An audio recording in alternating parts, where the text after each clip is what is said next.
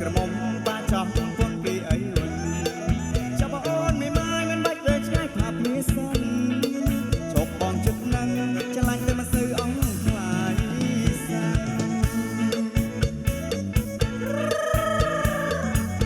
ហមឆ្លាញ់បងឲ្យយើងញ៉ាំពុកខាយដូចគ្នា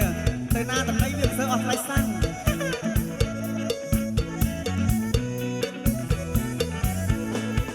បងជុំការីបំផាច់ញ៉ែកជូដងជុំហើយតាមកក៏គង់ទឹកឈូของកំពតបាត់តែមានទូកអ្នកគិតតែបងដែរមិនបាច់ហត់ថាជាចង់ចមុតកាឲ្យបានកន្លែងតាអាចអមិនទេខ្ញុំจะมาជួបក្រមុំប៉ះចំពុនគេអីវិញ